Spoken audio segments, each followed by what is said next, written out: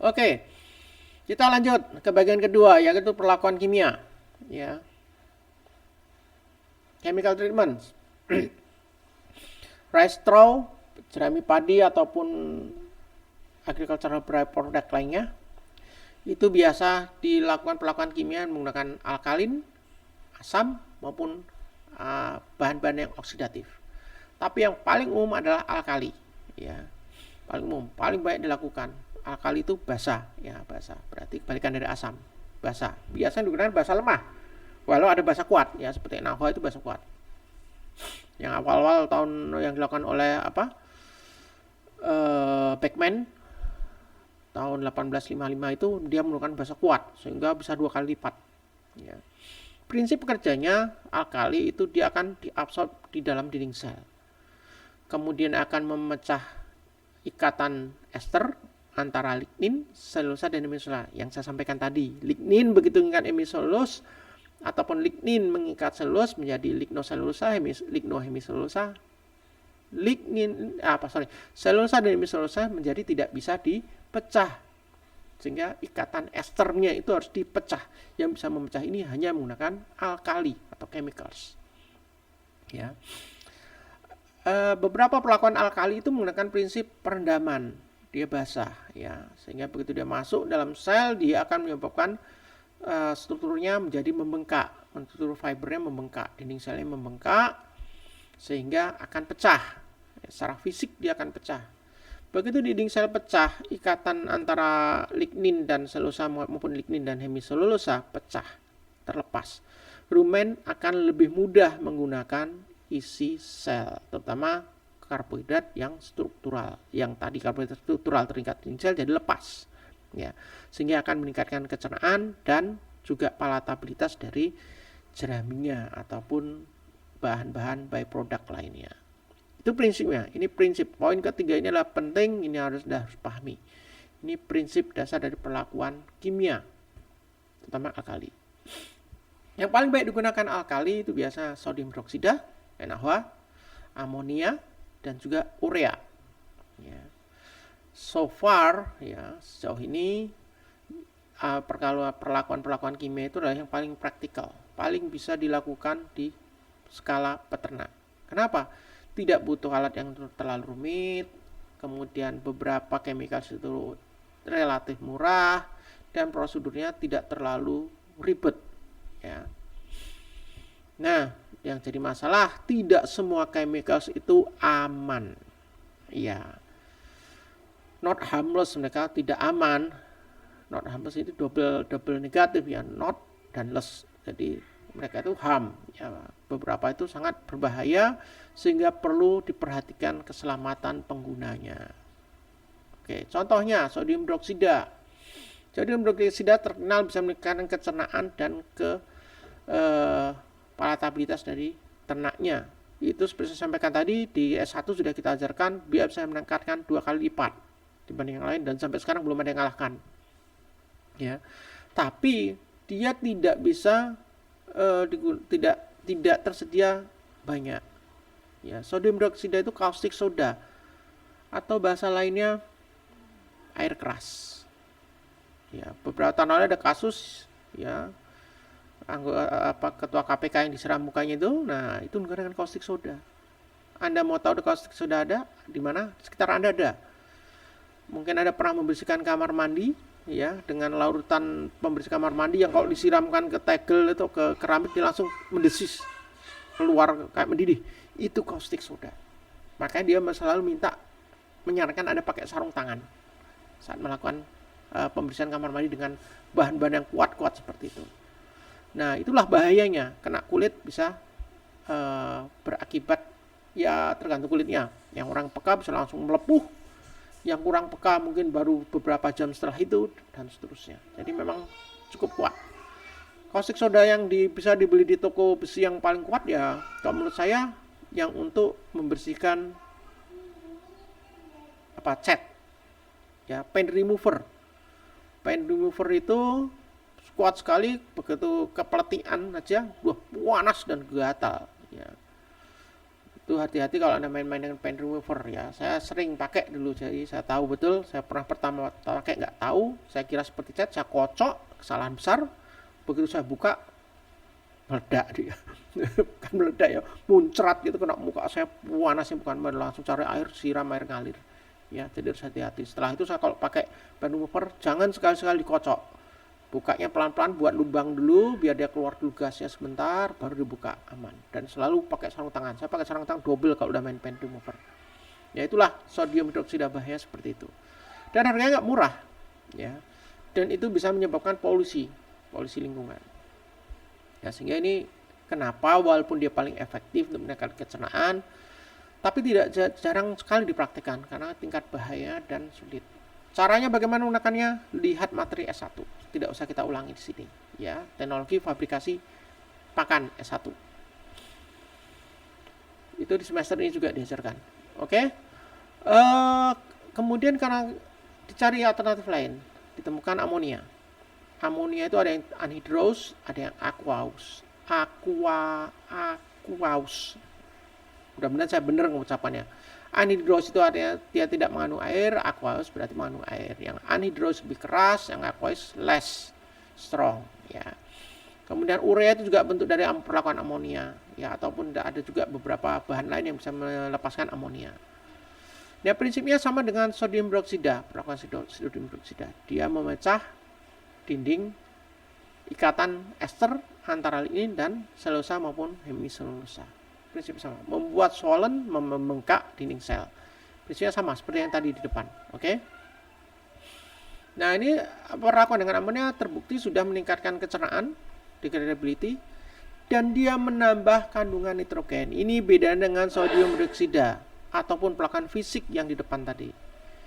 Kalau ingat NH3N, N itu nitrogen, N adalah elemen dasar dari protein, sehingga otomatis dengan ada penambahan N, ada penambahan nitrogen, protein kasar dari jerami yang kita terima dengan amonia akan meningkat. Ini keuntungan kedua dari perlakuan amonia. Walaupun peningkatan degradasinya atau kecernaan tidak seefektif sodium hidroksida, tapi dia ada penambahan protein kasar atau penambahan nitrogen. Dan juga amonia itu punya efek untuk menghambat pertumbuhan jamur. Ya. Nah, teori ini dulu pernah di kelas 1, lupa kami praktikum kok ada jamurnya pakai amonia gitu. Nah, biasanya kenapa? Karena biasanya kontainernya bocor. Selama masih ada gas amonia di dalamnya, dia tidak akan mungkin muncul jamur. Masalahnya amonia itu dia dalam bentuk gas, dia akan cepat sekali berubah menjadi bentuk gas. Dan bentuk gasnya itu akan mudah sekali keluar kalau ada yang bocor. Musuhnya adalah kebocoran. Dan ketika ada kosong, bocor, ya sudah, yang tumbuh adalah jamur. Ya, kemudian dia akan mengurangi penambahan nitrogen. Jadi kita nggak perlu lagi pakai bahan pakan yang mengandung protein tinggi. Mahal toh bahan pakan protein tinggi. Dengan menggunakan amonia, dia akan udah ada penambahan N, otomatis protein kasar meningkat. Cost-nya atau biaya ya untuk membeli bahan pakan yang mengandung protein yang harganya mahal berkurang. Kemudian juga baunya itu di hasil akhirnya dari amoniasinya itu akan membuat ternak itu entah kenapa suka. Bau mau kecut kecing itu dia meningkatkan acceptability dari ternak dan voluntary intake-nya juga akan meningkat. Oke, yang buah tadi sudah saya sebutkan. Oke, kita lanjut ya. Ini adalah beberapa penelitian yang saya coba sajikan di sini. Ada yang mencoba menyimpan rice straw padi dalam plastik selama 4 minggu, kemudian diberi gaseous amonia dengan dosis 3 gram per 100 gram, berarti 3%, ini hanya 3%. Terbukti meningkatkan kandungan nitrogen, protein pakan otomatis naik, NDF menurun, ya kan? ADF juga, tapi ADF-nya meningkat, ya. Ini mengindikasikan bahwa propertiesnya komposisi dinding selnya berubah, ya. Kemudian physical strength atau kekuatan dari jeraminya itu menjadi lebih lemah. Jadi gampangannya Kalau jerami tadinya itu kita pegang, kita puntir alot, begitu sudah selesai kita amoniasi, kita puntir langsung putus, lebih getas kalau orang Jawa bilang, ya. Jadi lebih mudah putus, dia lebih lembek, lebih strukturnya lebih remah, ya. Dan ini enak, akan otomatis akan meningkatkan feed intake, ya kan. Kemudian proporsi feed partikel yang kecil-kecil lebih tinggi, ya. Artinya apa? Kalau dia physical strength-nya menurun, dia lebih mudah hancur. Dikunyah sebentar saja oleh ruminansia, dia sudah akan menjadi partikel kecil-kecil. Dan ingat, makin kecil partikelnya, makin luas permukaannya, makin banyak mikroba bisa menempel, makin banyak enzim yang bisa bekerja pada bahan pakan, makin tinggi kecernaan yang dari bahan pakannya. Oke. Urutan itu kan ada urutan itu Anda harus hafal, harus pahami. Oke. Tidak cuma dihafal, harus dipahami. Paham itu levelnya di atas hafal. Oke. Kemudian amonia treatment, perlakuan ini juga meningkatkan kualitas pakan. Kenapa? Karena dinding sel akan lebih tersedia. Selulosa dan hemiselulosa yang tadi terikat oleh lignin akan menjadi lepas dari lignin, sehingga bisa dicerna oleh mikroba yang menghasilkan enzim selulase dan hemiselulase. Kemudian nitrogen yang ditambahkan dari NH3-nya tadi akan digunakan oleh mikroba untuk sumber nitrogen dia untuk pertumbuhan.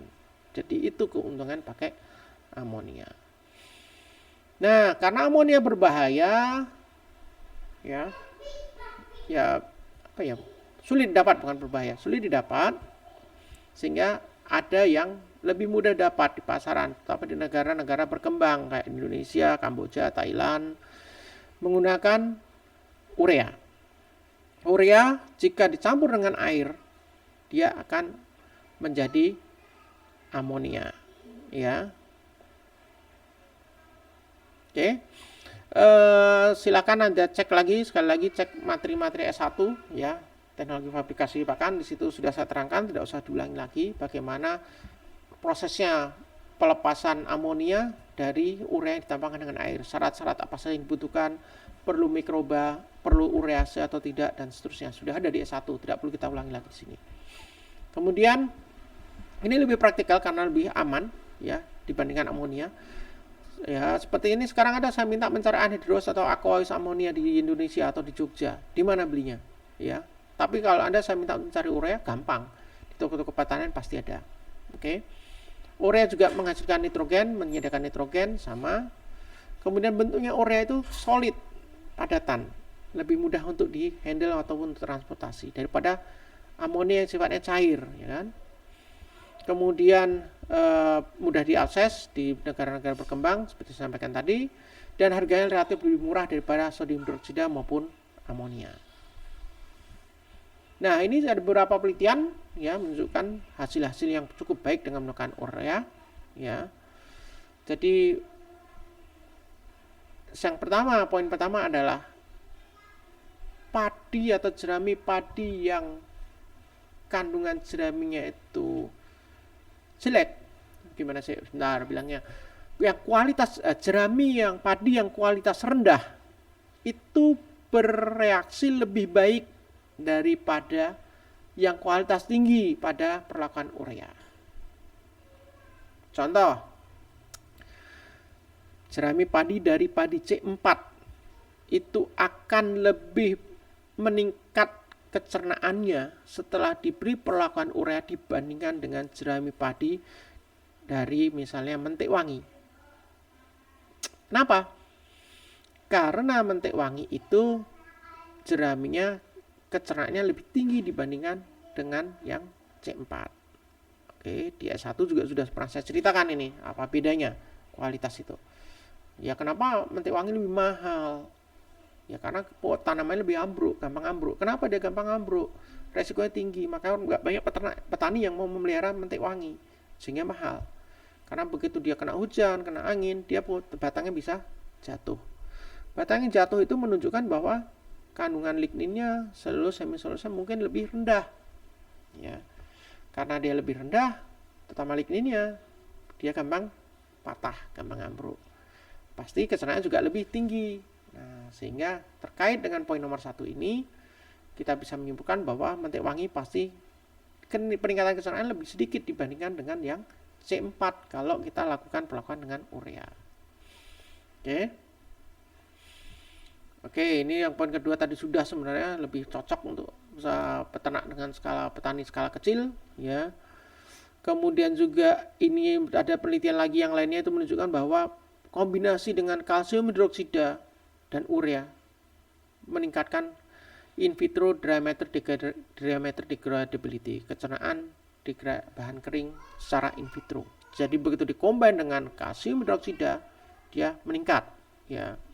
Ini juga penelitian poin keempat, ketiga dan keempat adalah poinnya adalah saat urea dikombin dengan perlakuan lain, dengan perlakuan kimia lain, dia lebih efektif, ya. Dia lebih efektif. Ini baru ini di S1 belum kita tunjukkan. Jadi inilah peluang penelitian yang perlu kita lakukan, pengkajian yang perlu kita dalami lagi. Sementara ini kita masih berpikir single treatment, tapi kombinasi dari 2 atau lebih treatment ternyata bisa mempunyai efek yang lebih baik. Menarik ini kalau mau penelitian, ya. Ya, ini misalnya 3% urea tambah 4% kapur dengan moisture 50%, itu ternyata lebih efektif daripada hanya menggunakan urea saja. Nah, perlakuan lain urin. Sudah pernah dengar pakan dikasih urin? Ada yang melakukan, ya. Kenapa? Karena urin mengandung urea, prinsipnya, ya. Disemprotkan, ya kan? Solusinya sama dengan urea, hasilnya peningkatannya mendekati dengan urea. Dan juga ada penambahan nitrogen. Cuma masalahnya prakteknya di lapangan mengumpulkan urin biasa pasti terkontaminasi dengan feses. Begitu terkontaminasi dengan feses, ya tidak higienik, sehingga sini tidak banyak disarankan dan penelitiannya juga tidak banyak gitu, ya. Maka urin biarlah urin untuk jadi pupuk aja lah, tidak usah dicampurkan. Kasihan juga masa sampai dikasih pakan dari UUEDW gitu kan, dari urinnya sendiri. Lime atau kapur, ya. Kalsium hidroksida itu adalah alkali yang lemah. Kemudian kelarutan dalam air juga rendah, ya. Biasanya karena kelarutan rendah kita gunakan dengan metode soaking, direndam maupun ensiling, dibuat silo, ya, dibuat silase. Karena dia butuh waktu yang lama untuk bisa masuk ke dalam mengubah dinding selnya. Oke. Perlakuan dengan kapur menunjukkan bahwa kecernaan meningkat, tapi intiknya juga menurun karena ada rasa yang berubah mungkin di dalam jeraminya itu yang diberi perlakuan kapur. Nah, ini adalah contohnya perlakuan yang dilakukan peneliti terdahulu. Dia menggunakan membuat silo jerami padi dengan menggunakan kalsium hidroksida 4-6%. In vitro, ya, kecernaan in vitro bahan keringnya dia lebih baik, ya, dari hanya menggunakan urea. Kemudian kelemahannya tumbuh jamur, ya, bisa tumbuh jamur. Berbeda dengan urea, walaupun dia lebih baik dari urea di poin ini, tapi urea itu bisa menghalangi tumbuhnya jamur. Urea amonia bisa menghalangi tumbuhnya jamur. Kalsium tidak, ya. Nah, ini seperti tadi yang di PPT sebelumnya, kombinasi ini menghasilkan hasil-hasil yang lebih baik, ya. Sehingga ini suatu peluang yang luar biasa yang bagus sekali yang bisa kita teliti ke depan, ya. Tapi penggunaan kapur lebih aman dan lebih murah daripada sodium hidroksida. Jelas, ya, sodium hidroksida mahal. Nah, ini adalah kesimpulan kecil yang saya sarikan dari materi S1. Sekarang saya nggak mungkin ngulangi lagi di sini, terlalu banyak, ya.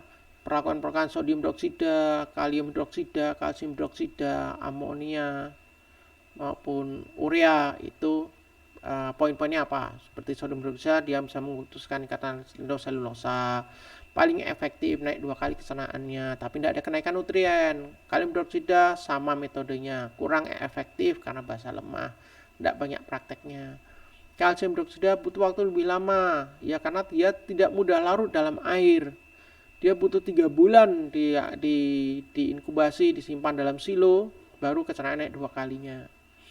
Kemudian Kalau amonia peningkatan kesenangan terjadi, peningkatan nutrien terutama N juga terjadi. Urea butuh air dan urease ya. Urease sebenarnya dalam tanda petik tidak terlalu dibutuhkan karena di jeramisidi itu sudah ada ureasenya.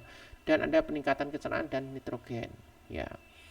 Saya kira karena waktunya sudah lewat ya, untuk yang materi berikutnya perlakuan biologi akan saya rekam ya, kemudian akan saya share saja, silahkan dipelajari sendiri.